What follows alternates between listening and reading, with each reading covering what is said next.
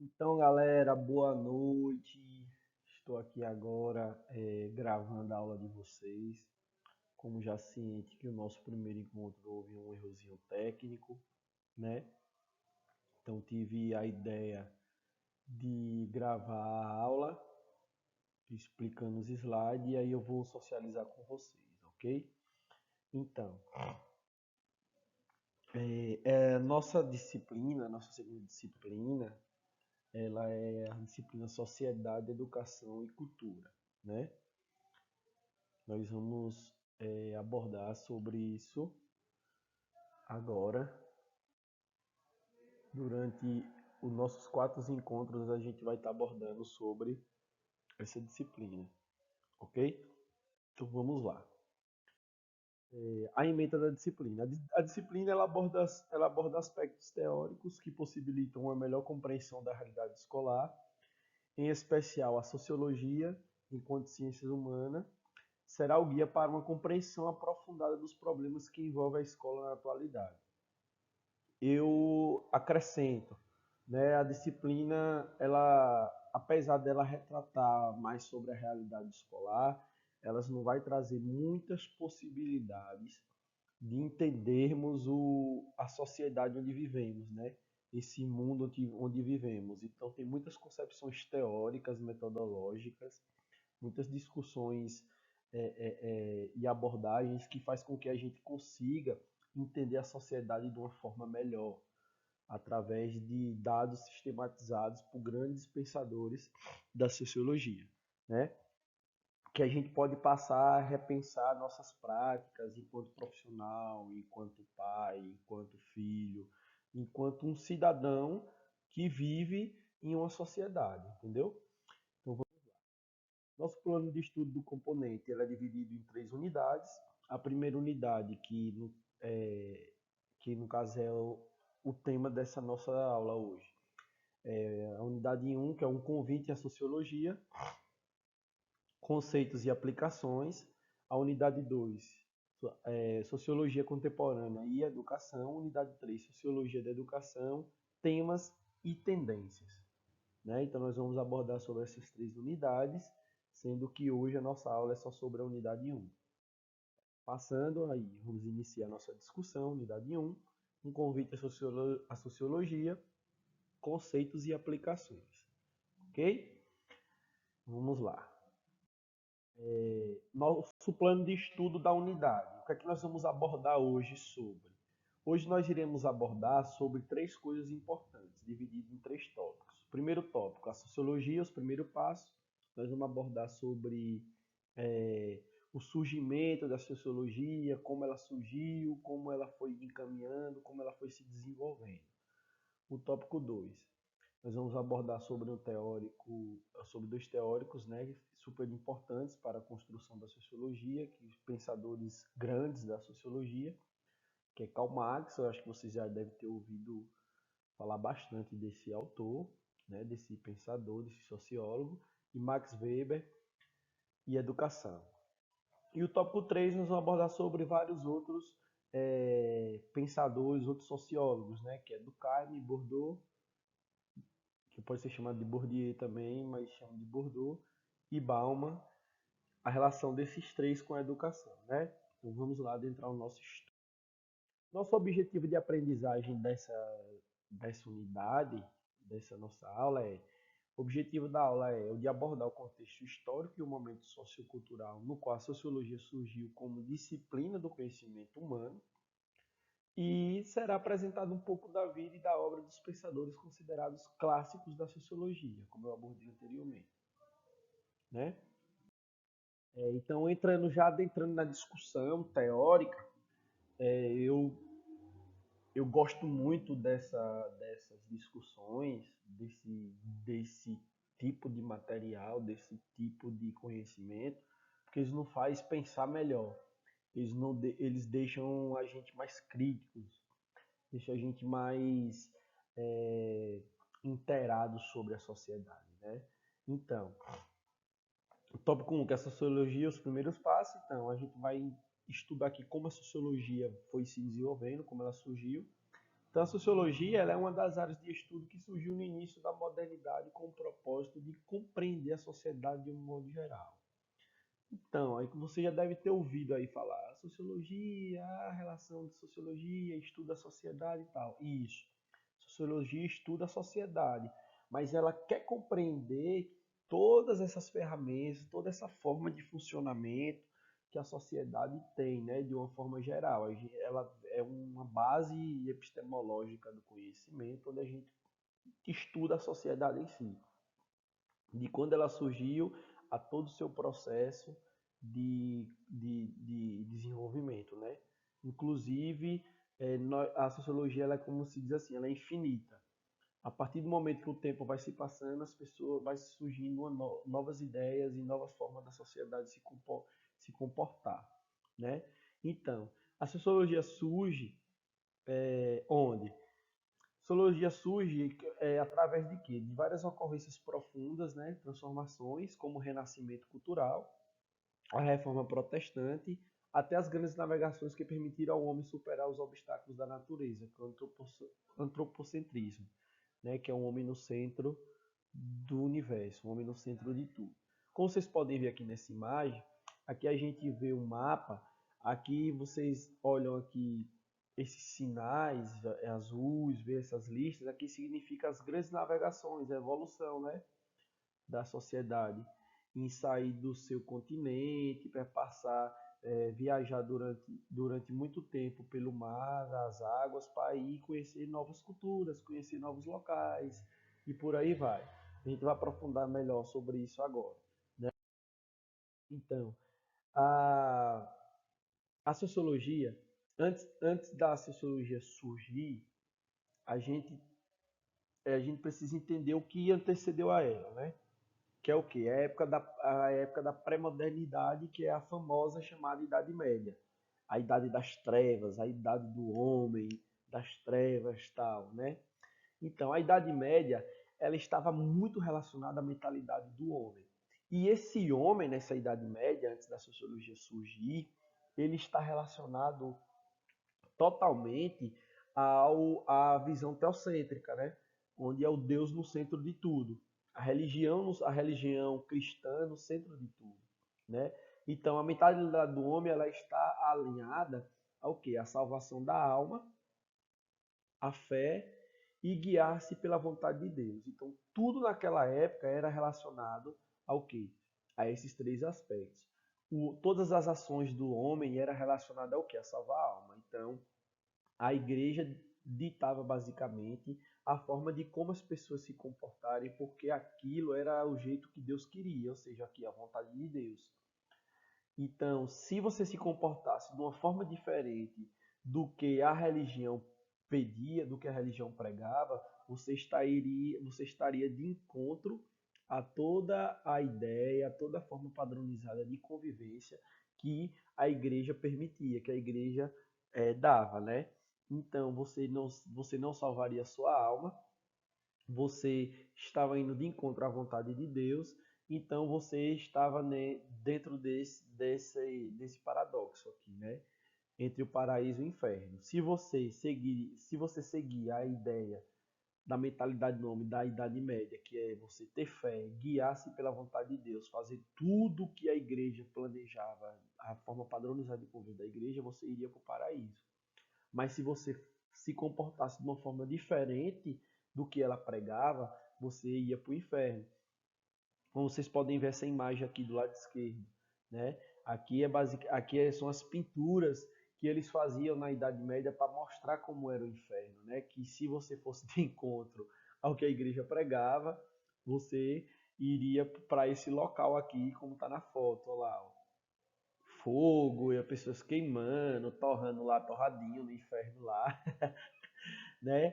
É uma ideia bem assim, bem engessada, velho. Bem engessada. E a gente costuma ver isso ainda hoje, né? Em pleno século XXI, em pleno a toda evolução tecnológica, toda evolução sociológica, filosófica, uma forma nova de pensar.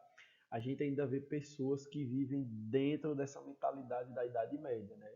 que Deus é o centro de tudo e que você tem que seguir tudo, e se você não seguir, você vai para isso para aqui. Um dos exemplos, não falando mal quem é evangélico ou tal, quem é cristão, não, mas porque hoje a igreja tem uma forma de pensar diferente disso aqui, apesar de pregar isso, mas de uma forma totalmente diferente, mais liberta, né?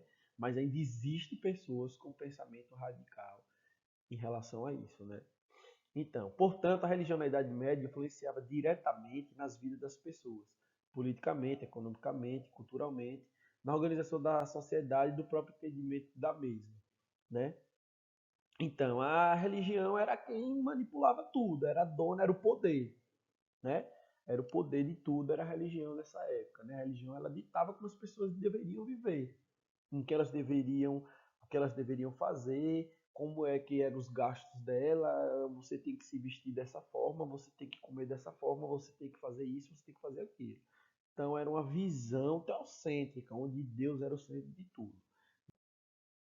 Então, passando com o surgimento da sociologia, a gente passa para quê? Para a modernidade. A gente estava na pré-modernidade, que é na época da Idade Média, e a gente passa agora para a modernidade. A modernidade ela surge ali nos séculos XV, século XVI, que é o período do surgimento conhecido como modernidade. É uma mudança significativa de mentalidade. Então, ó, a partir da sociologia, essa mentalidade do homem que era relacionada à visão teocêntrica, ela já muda. Vamos ver agora como é que ela muda, né? O homem começa a valorizar com mais ênfase as suas capacidades racionais, né? Ele começa as suas capacidades racionais, ele começa o quê? Pensar. Ele começa a pensar em novas coisas, em novas possibilidades, em novos conhecimentos.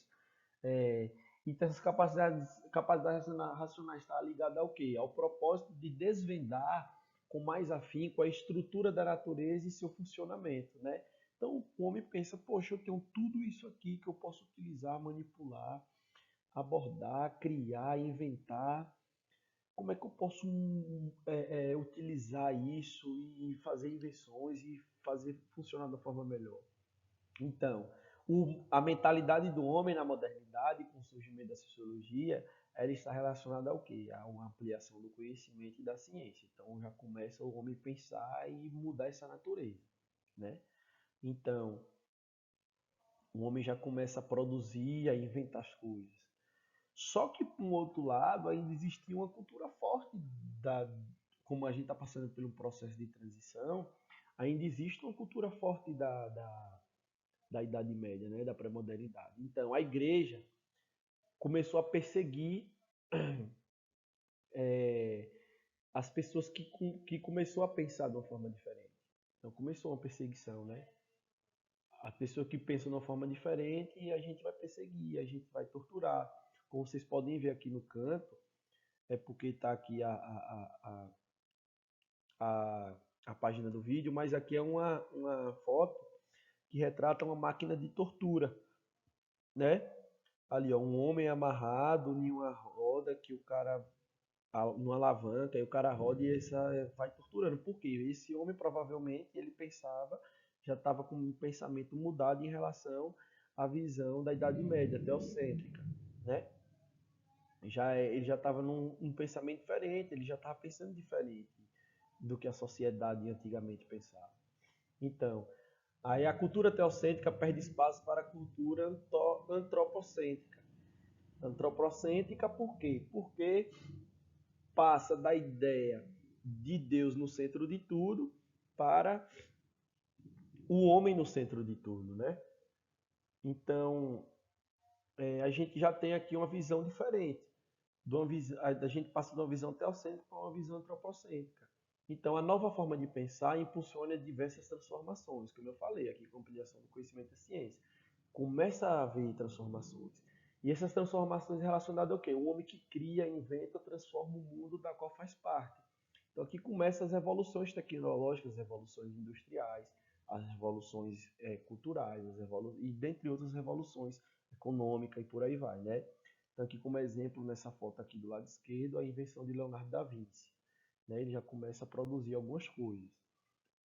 Indo para frente, tem uma citação que aborda bem de forma objetiva sobre essa mudança, né? Então, na nova visão de mundo, que veio a substituir a medieval, que, como eu falei, era medieval, que é a Idade Média, pré-modernidade também, ficam aí a critério, como vocês falam, é tudo a mesma coisa.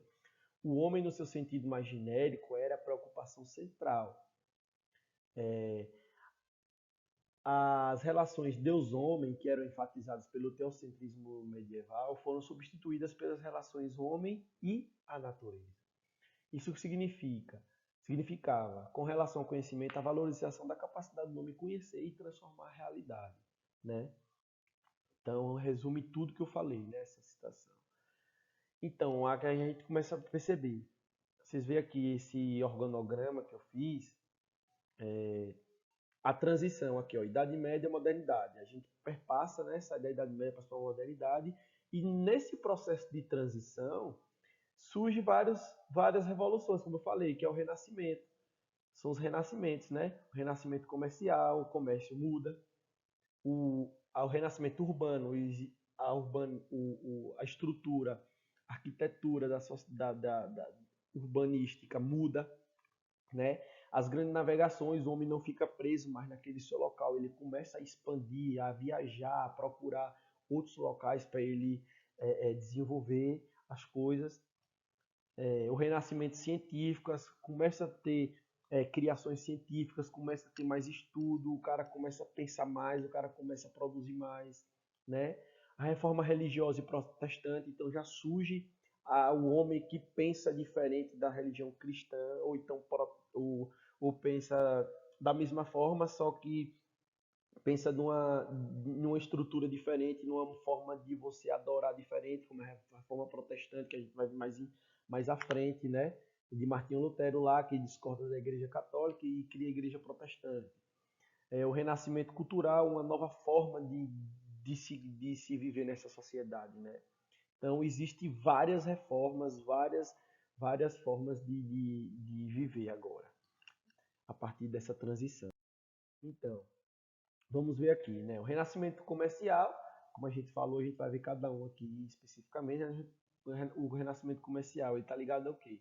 Ao sistema vigente da Idade Média, era o feudalismo. Da segunda metade da Idade Média, o comércio começou a ser reativado e dentre os fatores que contribuíram então as cruzadas e produção excedente. A ascensão do capitalismo, incremento do sistema bancário, mercantilismo e o surgimento de nova classe social, burguesia. Então, a gente vê aqui no renascimento comercial. Antes, na era medieval, na pré-modernidade, na Idade Média, o sistema comercial era o que? Era o sistema feudal. O que é o sistema feudal? Era os donos de terra, a gente já tinha saído do sistema antigo, do modo de produção antigo, né? Que era relacionado ao trabalho escravo, a gente passa para o sistema feudal, onde eu sou dono da terra, você vai trabalhar para mim, você vai plantar para mim, colher para mim, e a sua forma de pagamento é o que? Você vai poder produzir, eu vou lhe dar um pedaço daquela terra para você produzir. A terra não é sua, você vai poder produzir nela e vai poder tirar o sustento dali, entendeu? Para comer. Então, era o sistema feudal. Então, no sistema feudal, que não tinha dinheiro, não existia dinheiro, isso aqui, não existia um capital, uma grana, né? Era troca de favor, tipo, eu produzia para você e produzia para mim. Eu era dono da terra, você ia lá e plantava na minha terra para mim e para você. Só que com uma pequena quantidade para você e a maioria para mim, né? Então, com a passagem dessa para a modernidade, a gente começa a ter o quê? A ascensão do capitalismo, começa a aparecer a grana, começa a aparecer o dinheiro, né? O capital aí. Então, começa a ter a ideia de quê? De produção excedente, exceder o processo de produção muita produtividade, né? Começa a ter o quê? O incremento do sistema bancário, de empréstimos, de investimento e por aí vai, do mercantilismo, né? O surgimento de uma nova classe social, a burguesia. Então, surge o quê? Os ricos, a burguesia, os ricos, e os pobres que vão trabalhar para essa galera burguesa, né? Que são os servos, vão trabalhar para essa galera burguesa. E aí também o renascimento urbano, que na vida no período medieval era predominante rural, como eu falei lá, porque o sistema feudal, né, era basicamente rural, produção rural. viveu em torno de castelos medievais. Contudo, com o renascimento comercial, surgem os burgos, que são as pequenas vilas, né? Onde as pessoas se encontravam para comercializar e trocar ideias, e lentamente começam a surgir as cidades, inicialmente chamadas de burgos. Então, antigamente só tinha as casas medievais, né? Os castelos da burguesia, do patrão, do rico, e a partir do sistema, a partir da era moderna, começa a surgir o quê? Os burgos, ou seja, se já rolava dinheiro, eu já tinha condições de fazer uma casinha pequena para mim. Então foram crescendo o quê? Foram ficando aqueles locais separados, né? Que são os burgos, as pequenas vilas de pessoas pobres. Então já se viu um distanciamento de classe, né? Os ricos moram em um lado e os pobres moram no outro. Então, a gente já começa a perceber por aí algumas diferenças, né? É, As grandes navegações, estamos já falando. A gente tem como exemplo o quê? Cristóvão Colombo e Vasco da Gama. Cristóvão Colombo que veio, descobriu a América, Vasco da Gama, as Índias, Pedro Álvares Cabral que chegou ao Brasil e toda essa história que a gente já sabe, né? A ideia da escravidão aqui, de vir para o Brasil, tal, tudo é através das grandes navegações.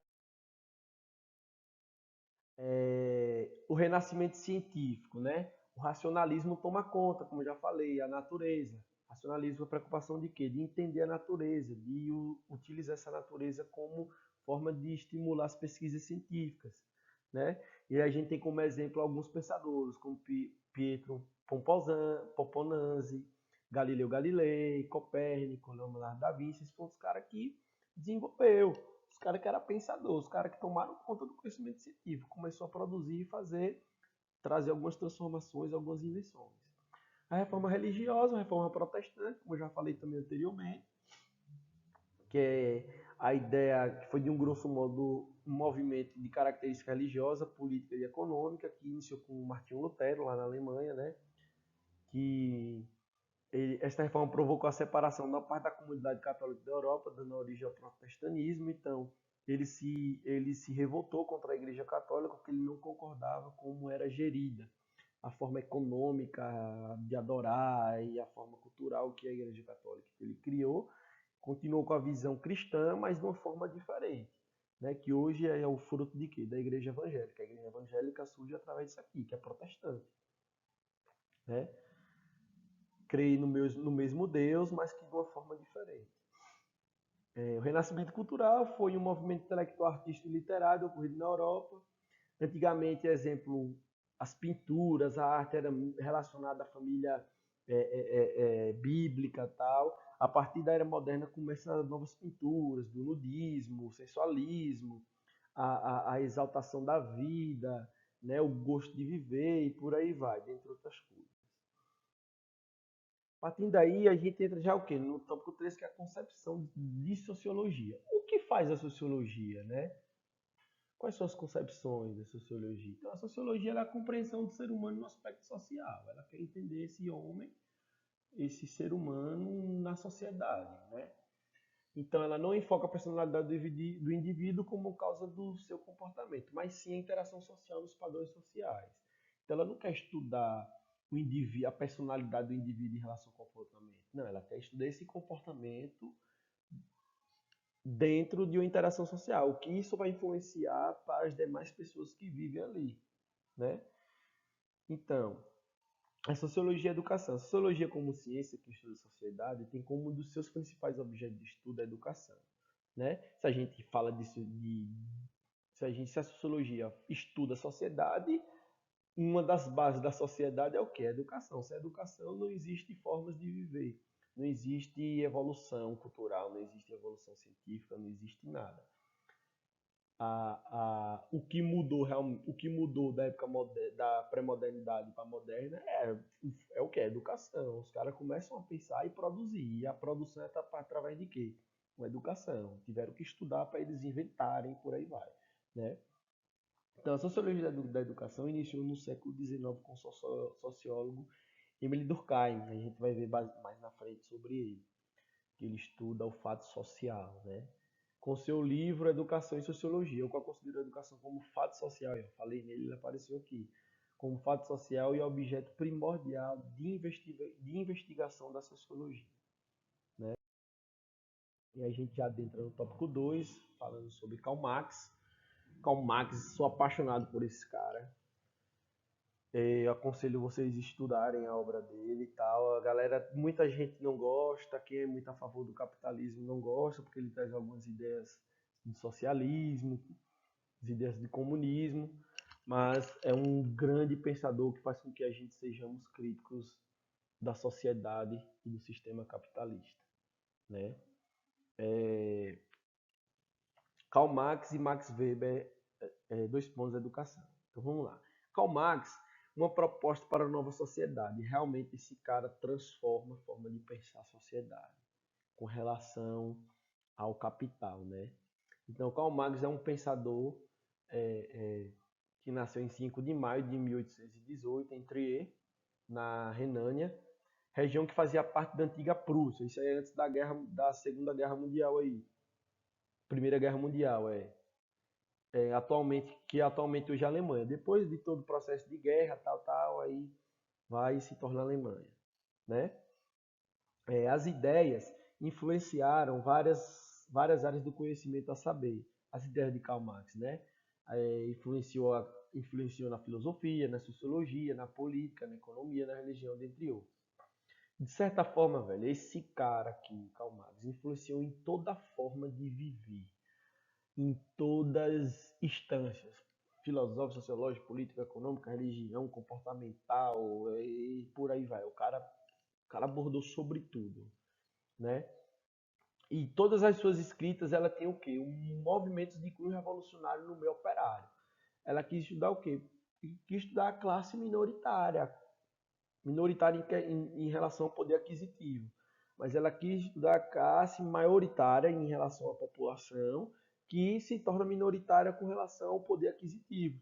Ou seja, o poder está nas mãos de uma pequena parte da população, que esse poder é produzido por uma grande parte que dá poder a esses menores, né? Então, que é o que? O operário, o cara que produz para que seu patrão fique rico, né? Então, ele abordou sobre a exploração, sobre o trabalhador e a necessidade de uma sociedade mais justa e igualitária. É o que não existe no sistema capitalista, né? Não estou dizendo que o sistema capitalista é ruim, mas a forma que convivemos, como ele é tão radical e ele é tão massacrante, às vezes não chega na nossa realidade entender a realidade do outro. Tá entendendo? É uma exploração do trabalho, é uma forma de desigualdade social. O cara que vive na comunidade não tem o mesmo privilégio do cara que vive no condomínio de luxo.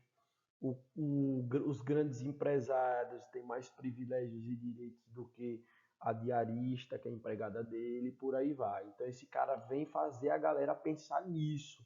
Ele foi quem estruturou isso, trouxe essa divisão, né?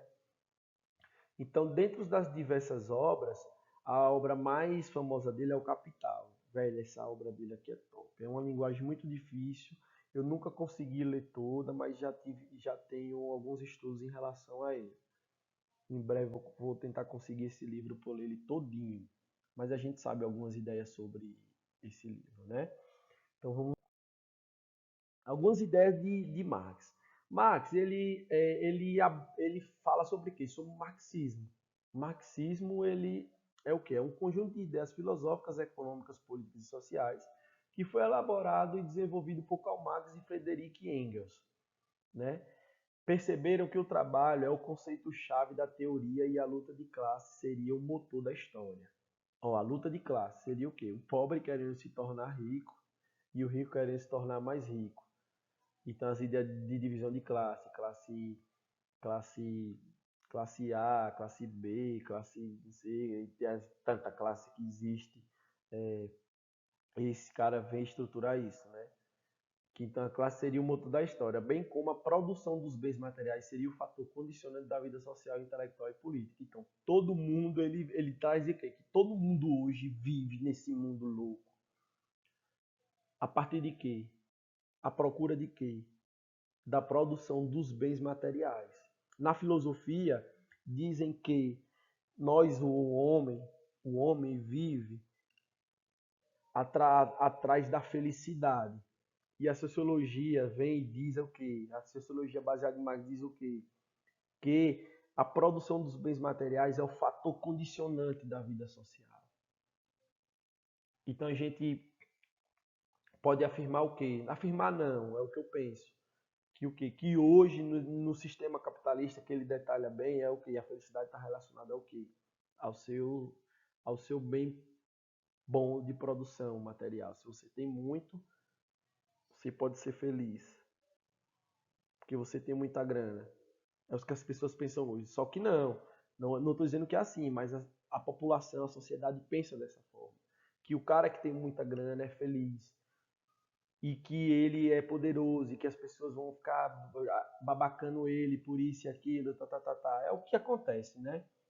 A gente não precisa nem aprofundar muito nisso, que cada um de vocês são cientes e sabe sobre isso, né? Então ele vem abordar sobre o quê? Sobre o modo de produção, velho. Se tem o bem como produção dos bens materiais, quem que faz isso surgir? O modo de produção, né?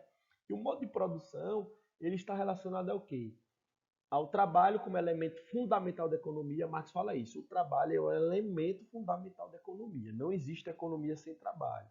O trabalho é essencial para a vida do ser humano. O ser humano necessita trabalhar para que ele tenha uma vida social, intelectual e política. O trabalho é essencial para a vida do homem. E o modo de produção está relacionado ao quê? Aos escravos, servos e proletários. Então aqui, ó, vocês veem esse joguinho que eu fiz.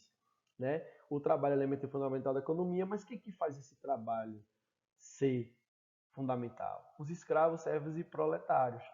Né? Então esses caras aqui trabalham para enriquecer ao seu patrão. Então os escravos é que tomam conta de todo o meio de produção e enriquecem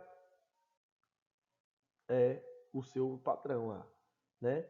Então, esse modo de produção ele está relacionado ao quê? Vamos voltar um pouquinho lá na história. A gente perpassa o quê? Lá na era média, na modernidade já, que é não, a pré-modernidade, na era medieval, o antigo, né, agricultura e escravidão, que é a relação de quê? Do senhor e escravo.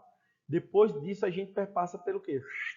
Transição para o sistema feudal, que é a modernidade já, né? Quando a sociologia surge, sistema feudal, que é o senhor feudal e servo. E agora Marx vem e dá esse choque e estuda o quê? A sociedade onde ele vive, que o comércio é o sistema de produção está relacionado ao quê? O sistema liberal, que é o quê? A propriedade privada, o trabalho assalariado, que é a relação de quê? Burguesia e proletário. Proletário é o quê? É como se fosse o pobre, né? A galera que produz em massa. Vamos lá. E aí Marx, ele fala sobre alguns conceitos muito importantes que a gente precisa estar atento, né? Que é sobre o conceito de infraestrutura e superestrutura, onde ele diz o quê? Que o modo de produção material, ele fala sobre o modo de produção material. Existe um modo de produção, mas para que essa produção ocorra, existe um modo de produção material, que é o quê? As ferramentas que você vai utilizar para você produzir um produto, né? A matéria-prima, a máquina, que isso é considerado como infraestrutura. Para ele, o conceito de infraestrutura é isso, né? É um modo de produção material. E a superestrutura, as instituições jurídicas, aspectos políticos, leis e normas. Ou seja, para você produzir um produto, você precisa da infraestrutura e precisa da superestrutura, que vai lhe dar base de como você organizar. Então, a superestrutura organiza a infraestrutura e a infraestrutura faz a produção do material, né? E aí ele fala sobre o fetichismo. Isso aqui é o que bate, onde ele traz a questão da alienação, né? Onde ele critica muito o sistema capital em relação a essa relação da burguesia e ao proletário, né? O fetichismo ele é uma contradição fundamental da produção de mercadorias. Então ele é o quê? É o exemplo mais simples do modo pelo qual as formas econômicas do capitalismo, valor, capital, lucro, ocultam as relações sociais subjacentes. Então ele vem aqui estruturar e diz assim, ó, o capitalismo funciona dessa forma. Você tem uma empresa, o cara sabe o valor do produto, o capital, quanto vale, o que ele vai receber, ou o que ele tem em total de produção, em bruto, e o lucro, né? Então, ele diz que isso é o que faz com que ocorra essa relação de burguês e proletário, né? Por quê? Quem tem acesso a essa informação? É o burguês, é o cara que é dono da empresa, né? O cara que é proletário, que é o trabalhador, ele simplesmente ganha 0,0001% para produzir o material que vai dar 99,99% do valor total, que é o capital, para ele que é o dono da empresa, né? Aí ele cita o que? A reificação, que é o que? A transformação dos seres humanos em seres semelhantes às coisas. Então, é como se você fosse uma mercadoria, como se nós fôssemos uma mercadoria. Você que é trabalhador, que trabalha no processo de produção, você é uma mercadoria, porque você tem um valor semelhante às coisas. Se você vai lá e produz bem, você vai ganhar razoavelmente um salário bacatela para produzir, mas se você não produz, você também fica sem emprego, você não vai ganhar o seu dinheiro, né? E aí ele traz o conceito de quê? De mais-valia. A mais-valia é produzida nas organizações pelo emprego da força de trabalho do proletário, ou seja, compra da força de trabalho do proletário é paga em troca de salário. Ele diz o quê? O cara vai lá e exerce força para fazer um equipamento, e essa força que esse cara está fazendo, ele vai ser pago através de quê? De dinheiro, que é um salário. É a troca de sua força por dinheiro, por um salário, né? E aí ele traz dois conceitos de mais-valia. A mais-valia absoluta, que é o lucro obtido pelo aumento da jornada de trabalho. O patrão chega lá e fala, não, você trabalha 8 horas por dia. Aí o patrão chega lá e fala, poxa, a gente está precisando aumentar a produção, vou lhe pagar, a gente está precisando aumentar a produção. Aí ele pensa na estratégia que seja boa para o bolso dele, não é que seja boa para o seu bolso, não. É que seja boa para o bolso dele, para que ele não tenha prejuízo econômico. E mesmo que ele não vá ter, talvez ele possa até lhe pagar um valor maior, mas só que ele quer lhe pagar o mais baixo possível. Se ele puder não lhe pagar nada, ele não vai lhe pagar nada. Ele quer que você trabalhe, ele quer que você dê dinheiro a ele quer que você produza para ele ganhar dinheiro. Então ele vai lá, um exemplo desse mais-valia absoluta é o quê? Você trabalha 8 horas por dia e os caras vão lá e criam o quê? Hora extra. Aí ele paga uma mixaria por cada hora que você trabalha. Já é uma mixaria o seu salário, e ele ainda lhe paga mais uma mixaria por hora para você produzir mais. E aquela horinha que você passa ali produzindo para ele, você está dando lucro de quase 10 ou 1000 vezes a mais do que você está ganhando naquela hora para o seu patrão. Né? Então, aumento da jornada de trabalho. Você trabalha mais para ganhar mais um pouquinho, enquanto seu patrão ganha 10 vezes ou 1000 vezes a mais em relação àquela hora que você está trabalhando. Aí tem a mais-valia relativa, é o lucro obtido pelo aumento da produtividade, que no caso é um gancho desse, né? Se você aumenta a jornada de trabalho, você aumenta a produtividade. Ou se você não quer aumentar a jornada de trabalho e você quer aumentar a produtividade, você vai contratar o quê? Mais empregados. Você encontrar mais empregados para que produza mais, né? Então fica aí as ideias críticas, né, de Karl Marx em relação a esses três conceitos.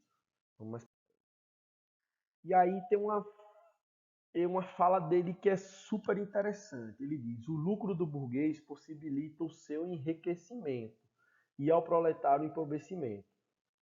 Aí aqui é como se fosse uma frase muito ambígua. Aí você fala assim: o lucro burguês possibilita o seu enriquecimento. O seu o quê? O meu? Não. Possibilita o seu enriquecimento de quê? O burguês possibilita o seu enriquecimento. Então, o enriquecimento é do burguês. E o proletário, o empobrecimento. E é dito certo, velho. O burguês que lucra vai enriquecer e o proletário, com o enriquecimento desse burguês, vai empobrecer. Por quê? Porque para ele enriquecer, eu preciso empobrecer. Porque o dinheiro que eu poderia estar aqui vindo para mim, vai para ele. Por quê? Porque ele é burguês, ele é o dono do produto. E eu só produzo para ele. O dinheiro que eu ganho aqui é basicamente só para eu comer, para eu viver uma vida normal. E esse burguês, ele vai ter o quê? Superfaturamento, né? Ele vai enriquecer. Ele vai ter mais bens de produção material. Ele vai ter mais bens de imóveis. Ele vai ter uma casa melhor que a minha. Ele vai ter um carro melhor que o meu. Ou talvez ele vai ter um carro e eu não vou ter nenhum. Ele vai comer melhor que eu. Ele vai ter educação. Ele vai poder dar educação melhor pro filho dele do que o meu. E por aí vai. Entendeu? Então, isso aqui, essa frase está relacionada ao quê? Ao capitalismo, ao lucro. O capitalismo faz com que isso aconteça, com que o lucro do burguês enriqueça ele e que eu, que sou empregado dele, empobreça, né? Então, vamos lá. Aí ele aborda sobre a questão da tese da exploração, né? A tese da exploração, o capitalismo, ele diz aqui, o capitalismo é um sistema econômico no qual a riqueza é produzida pela exploração de uma classe social sobre a outra, né? Ó, vou beber água no litro aqui, porque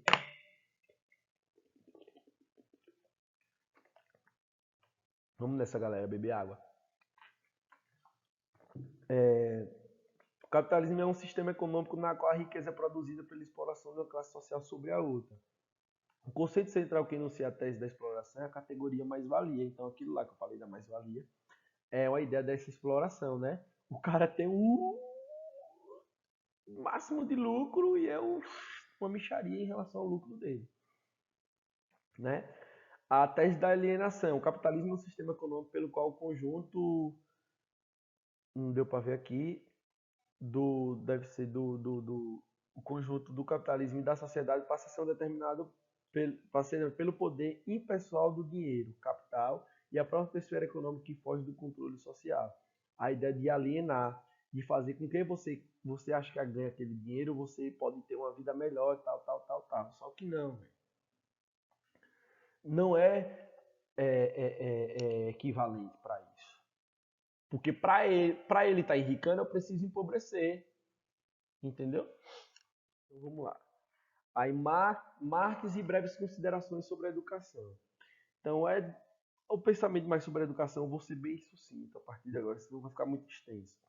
É, ele influenciou nas práticas educativas como pesquisa, nas pesquisas de pós-graduações, de ensino superior, que é a ideia do materialismo dialético, né, que eu gosto muito de utilizar nas minhas pesquisas, de você ser bastante crítico com o objeto de estudo que você está pesquisando, né?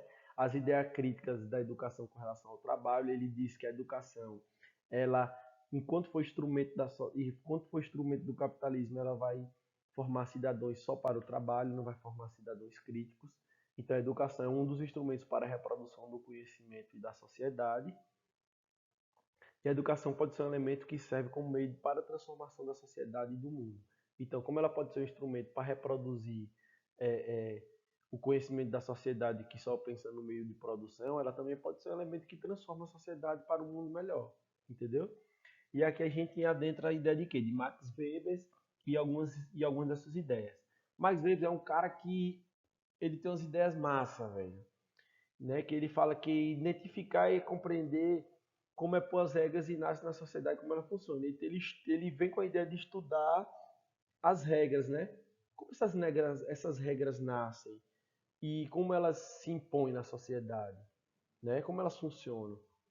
Então ele estuda o quê? Os atores, refere-se às experiências dos atores. Ele estuda nossas experiências dentro desse contexto de seguir as regras.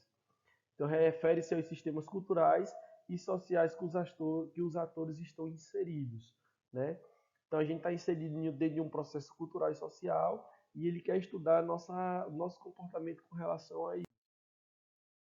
Então, ele diz, uma fala dele, a sociedade e seus sistemas não pairam acima e não são superiores ao indivíduo. Então, ele traz a ideia de que o indivíduo, de certa forma, ele tem uma importância maior que a sociedade, né? E aí ele fala das relações da dominação. Aí ele desenvolve em três, né? A dominação legal, que no caso é a obediência, apoia-se na crença na legalidade da lei, dos direitos de humanos das pessoas autorizadas a comandar pela lei. A ideia de você obedecer à lei, que você se comporta em relação à lei, existe a lei que você fazer isso, fazer aquilo, não poder fazer isso, não poder fazer aquilo, entendeu? A dominação tradicional, que é sua legítima aparece na crença de que o poder de mando tem caráter sagrado herdado pelos tempos antigos. Aqui já está um pouco relacionado à sua cultura religiosa, ou patriarcal e tal, na sua família lá, dos seus pais. E a dominação carismática, a legalidade da autoridade do líder carismático, ele é conferida pelo afeto e confiança que os indivíduos depositam nele. Aqui já a relação entre o outro, de você confiar no outro, de ter a questão do afeto e tal, tal. E aí ele estuda a ação social, né? Se ele estuda o indivíduo, esse indivíduo tem uma ação, então ele vai estudar o quê? A ação desse indivíduo em relação à sociedade. Que ele, para ele, a ação social é o objeto de estudo da sociologia, deve ser o objeto de estudo da sociologia. Ele traz a ação em quatro formas, né? A ação afetiva, aquela ação determinada de modo afetivo, ou seja, pelos afetos ou estados sentimentais atuais. A ação tradicional, aquela ação determinada por um costume ou um hábito arraigado. A ação social, aquela referente aos valores, a ação determinada pela crença de valores é, culturais e religiosos. E a ação social referente aos fins. A ação é determinada por expectativas quanto aos objetos do mundo exterior de outras pessoas. Né? E aí vê as ideias de Weber com relação à educação, ele considerações, ele fala sobre a racionalização e a burocratização. A racionalização da gente pensar melhor essa educação e a burocratização ele fala sobre os processos burocráticos que a educação perpassa, né? No caso, preparar o aluno para uma conduta de vida social. Ele acha que a educação deve ser a base disso. Você tem que preparar o aluno para a conduta social. E aí ele traz três formas de educação, né? Três não, acho que são mais. São quatro, se não me engano. Mas vamos ver aqui. É uma educação carismática, aquela orientada para despertar capacidade considerada como um dom puramente pessoal.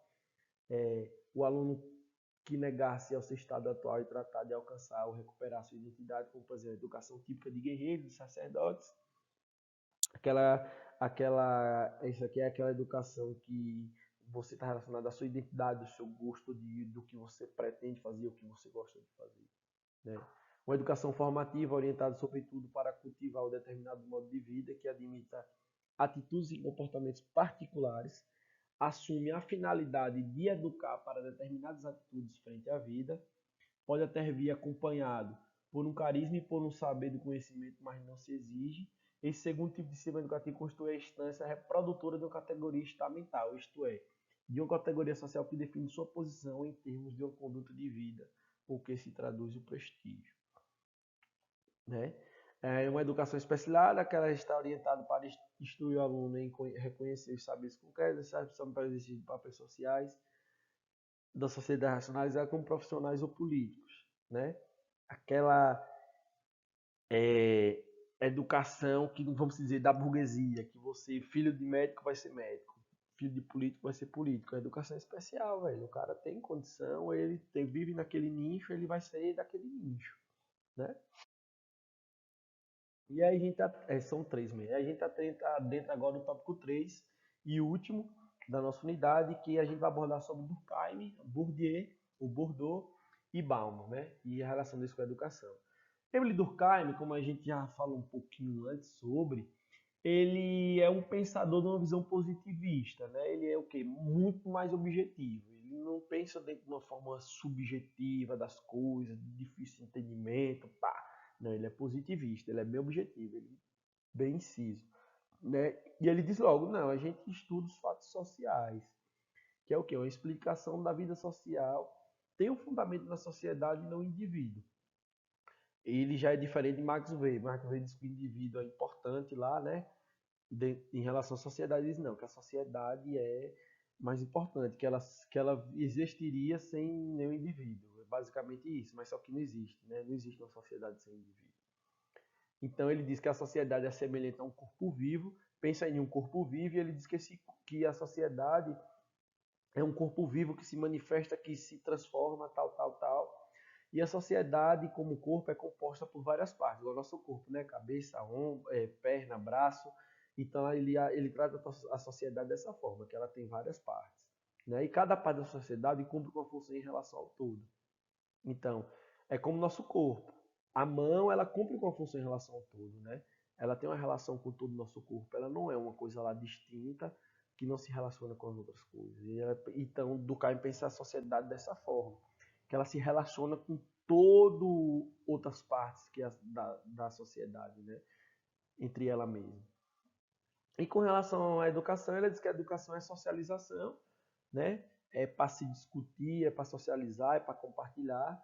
E as atividades educativas é para formar um cidadão que fará parte de um espaço público e não somente o desenvolvimento individual de cada aluno específico. Então ele diz que a educação tem que formar esse cidadão para que ele faça parte de um espaço público, porque ele vai conviver com outras pessoas, que ele vai ter um acesso, o mesmo acesso que outras pessoas, né? Então ele não pode ser uma educação ser formada basicamente só para ele, de uma forma específica, ele pensar só em si, mas que ele pense de uma forma mais coletiva, entendeu? E aí a gente adentra as ideias de Pierre Bourdieu, ou Pierre Bourdieu, em foco, né? Pierre Bourdieu, ele nasceu em 1930 em um vilarejo no sudoeste da França, fez os estudos básicos no internato em Pau, experiência que deixou nele profundas marcas negativas, e em 1951 ingressou na Faculdade de Letras, em Paris, e na Escola Normal Superior. 3 anos depois graduou-se em filosofia. Pierre Bourdieu ele tem uma extensa discussão e às vezes muita gente é, tem uma dificuldade de interpretação da sua obra, né? Então, Pierre Bourdieu ele tem duas coisas relevantes em relação ao pensamento dele, né?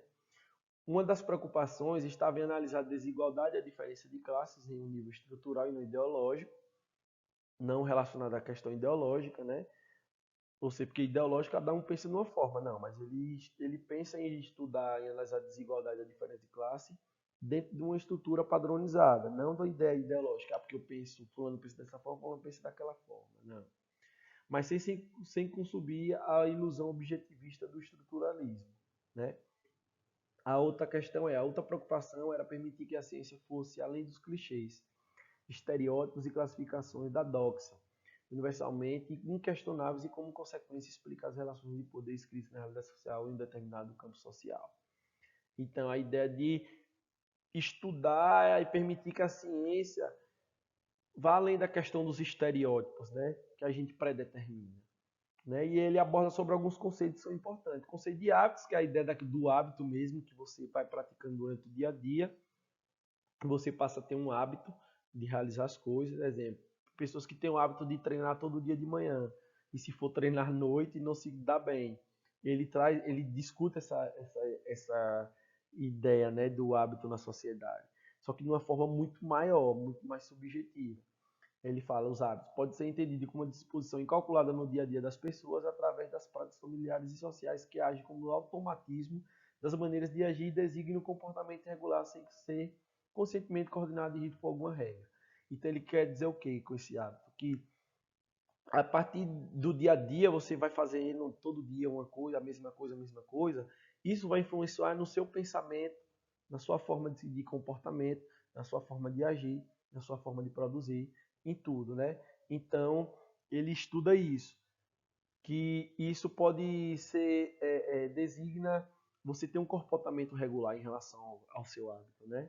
Aí ele traz o conceito de campo, que podemos dizer que é o espaço social onde no seu interior ocorrem diferentes lutas, sejam profissionais ou partidárias. Cada campo define suas maneiras específicas de dominação e estabelece suas próprias regras, ou seja, é um espaço estruturado de posição dominantes e os dominados lutam para manter e obter determinados postos.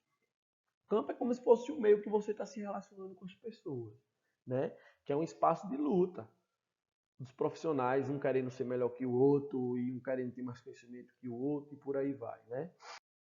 Aí o capital, ele fala que existe várias diferenças de capital, né? Não é só relacionado ao capital econômico, aí ele fala aqui, eu uso muito essa palavra aqui, capital cultural. Capital cultural é construído pelos saberes, competências e outras aquisições de cunho cultural, ou seja, nem todo mundo tem acesso à mesma cultura, gente. Na nossa sociedade, para pensar, quem escuta música clássica é quem? A maioria, predominantemente, são pessoas ricas, burguesa. Isso não significa que as pessoas que podem escutar, não. Não, a gente pode escutar, só que não é nossa cultura. A gente não é acostumado a escutar isso, então isso vai ser ruim pra gente. A cultura do povão é o quê? É o pagode, é o samba, é o funk, é o brega funk. Então isso é capital cultural, né? Eu estou dando a relação da música. Mas a gente pode dar outras relações, a forma de se vestir, de outra forma e por aí vai, né? O capital linguístico, que se refere à variedade linguística, palavras de grupos dominantes, se impõe como marca de prestígio, ou seja, sua forma de falar e de se expressar. Até a forma que a gente fala é um capital, entendeu? Pessoas que falam mais rebuscadamente, que falam mais corretamente, que não creio que existisse o correto de falar. O importante é o entendimento, né? Mas existe essa ideia do capital linguístico, né? O poder simbólico, que é o poder invisível conhecido como tal e reconhecido como legítimo, designa não a uma única forma, mas numerosas formas de exercício do poder na vida social. A ideia do poder simbólico, é, eu passo a ser, como se fosse, o poder simbólico como se fosse a mídia, né? Fulano de tal é conhecido por isso, por aquilo, porque o pai é médico, porque ele estuda não sei aonde, então ele tem um poder simbólico em relação à sociedade. As pessoas enxergam ele de uma forma diferente, né? A violência simbólica designa a confiança, a obrigação, a fidelidade pessoal, a hospitalidade, o dom, a dívida, a recompensa, a piedade, a generosidade e todas as demais virtudes que honram a moral do honrado. Então, é uma relação desse poder simbólico com a visão simbólica, a violência simbólica. A ideia de você confiar no outro porque ele é isso, aquilo, porque ele tem, aparenta ser, né? Então, e aí a gente vê aqui as ideias de Bourdieu e educação, né? Ele fala que a educação pode ser um instrumento da legitimação das igualdades sociais, das perspectivas libertadoras, e ele fala que a escola, sendo conservadora, ela manterá a dominação dos dominantes e será como um instrumento que reforça as desigualdades e, além disso, reproduz aspectos culturais, segundo a origem cultural de cada classe. Então ele diz que se a escola se for conservadora, ela vai manter a dominação dos dominantes, né? Vai manter o quê? A ação do cara, do dominante, que é o quê? É o rico. Se o rico se comporta daquela forma, a escola vai se comportar de acordo com o comportamento dele. Então ela não pode ser conservadora, ela tem que ser o quê? Universal. Respeitar a diversidade. A escola pode reproduzir, através da violência simbólica, as relações de dominação existentes na sociedade e reproduzir a ideologia da classe dominante. É basicamente o que eu falei anteriormente, né? E aí, para a gente encerrar, a gente fala sobre Zygmunt Bauman. Esse cara é um dos maiores sociólogos da atualidade, Zygmunt Bauman. Ele fala sobre a sociologia líquida, né? Zygmunt Bauman foi um sociólogo polonês, nascido em 1925 na cidade de Poznan, iniciando sua carreira universitária ainda nos anos de 1950. Na década seguinte, tornou-se professor assistente da Universidade de Varsóvia de Sociologia. Em 1971, foi para a Inglaterra, onde se tornou, anos depois, chefe do departamento de Sociologia da Universidade de Leeds, instituição na qual ocuparia o cargo de professor titular durante 20 anos seguintes. Bauman, o nosso livro, ele traz umas ideias mais sobre as obras dele, né? A primeira obra dele é de 1997, é o Mal-Estar da Pós-Modernidade. Ele retrata sobre o mundo vigente, que é das incertezas, inseguro, de medo, de ameaças constantes.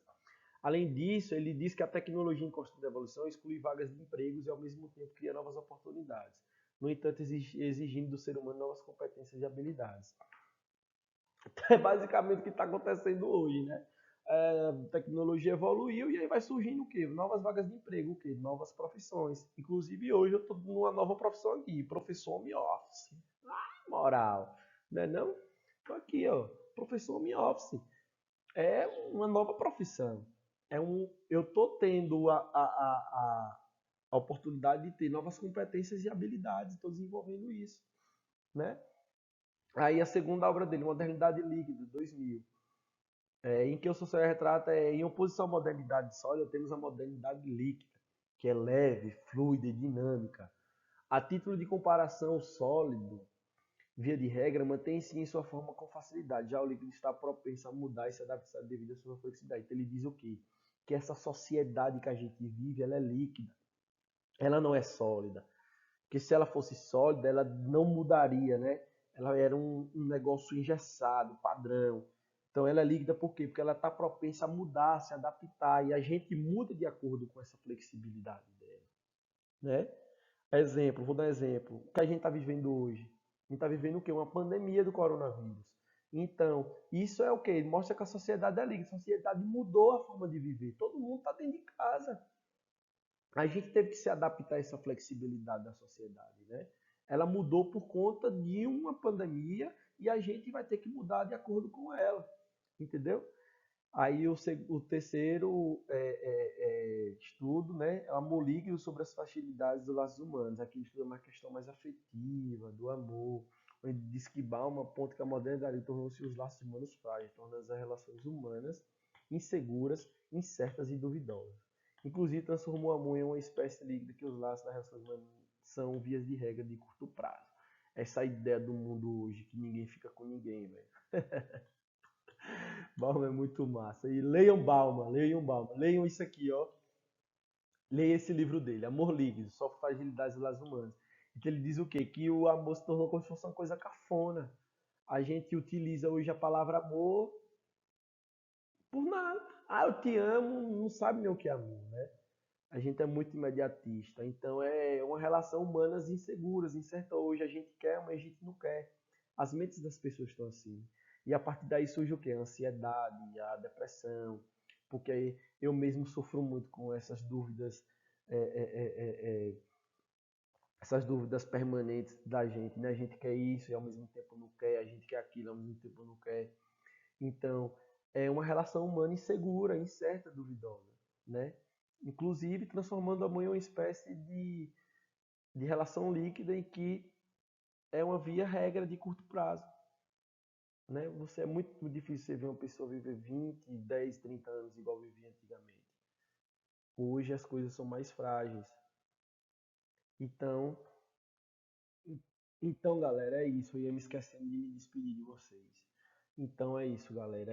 A gente encerra aqui o nosso conteúdo da primeira unidade. Espero que vocês tenham gostado aí das minhas explicações, das minhas indagações. Eu sou um pouco assim, falo muito. Se deixasse aqui, eu ia falar 2, 3 horas de relógio, né? Mas acho que dá para vocês sugar o máximo aí de conhecimento para a gente desenrolar essa disciplina, né? Fiquem atentos, por favor, ao portal de vocês, entrem, fiquem atentos às avaliações, vão lá no lado, na notas e avaliações e vejam os dias das avaliações, o prazo que vocês têm para responder, tudo certinho. Qualquer dúvida, entre em contato comigo, me manda mensagem que a gente tá aí, beleza? Um beijão, ficam bem. Só não vou dar abraço porque não pode, porque estamos na pandemia. Beijo, galera, tamo junto.